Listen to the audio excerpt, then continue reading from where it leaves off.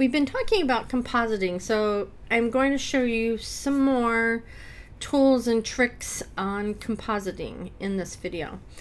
We have a clip here that I want to put a title over. I've got a title right here. I've clicked it and it's open in my source monitor. I can tell that this has an alpha channel that is transparent by going to the wrench settings and turning on that transparency grid so we can see it's here.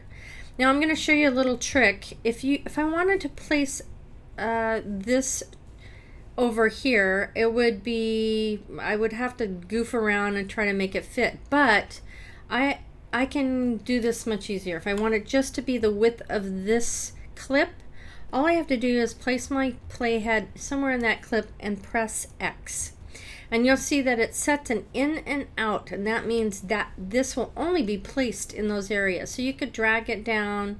Well, actually that doesn't work. But if you hit the insert, the overwrite button, it does work. So there you go. And it goes all the way. Now you probably wouldn't want it to start right away, so let's eke it back a little bit.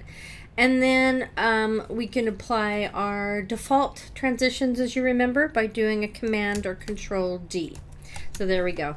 Pretty easy, easy peasy. There it is. We're going to put another clip in here. I want to put another clip in between the title and this bubble footage. And so what we're going to do there is I'm going to click on the title and I'm just going to drag it to the next higher track. And if you hold down the shift key, it'll make sure that it's in exactly the same place, just on the track above. So we're going to do the same thing we did before. First we're going to go get this footage called Unicorn Girl. There we go. And I'm going to do the same thing I did before. I'm going to go over this clip and I'm going to hit X, and it will do those ins and outs again. And I can choose what I want in there, but I'm just going to go ahead and do it this way. And there we go. Now we can't see the bubble footage from behind. We're going to fix that in another video, but for now we see we have the title right here. It's kind of right in our face, so we kind of want to move that. So what we're going to do is we're going to go over to our captions and graphics space, and we're going to go to the edit button here, click on that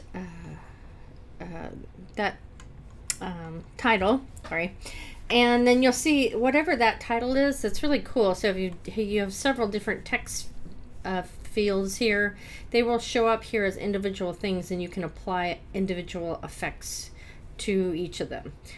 You don't have one big thing that you do. Whatever you do affects everything, so it's really nice. All right, so what we want to do is we want to move it down and out of the way, but we can actually help ourselves by clicking on the little wrench again and turning on the rulers. So now we can actually see how big they are and where we are in the screen, and we can draw some guides. Actually, I already have some guides drawn. I can turn those on. I clicked on them I turned them on just by clicking up here, but I could also come down here and click show guides.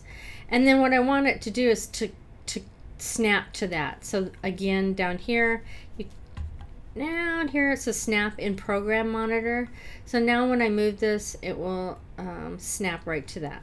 So now what we have is this, and we can turn those off. Let's go ahead and turn all that off. Turn off that, turn off the guides, we can leave the rulers. Okay, so now what we have is this, and it's not as in her face. In the next video, I'm going to show you how to get some of those bubbles that we covered up seen.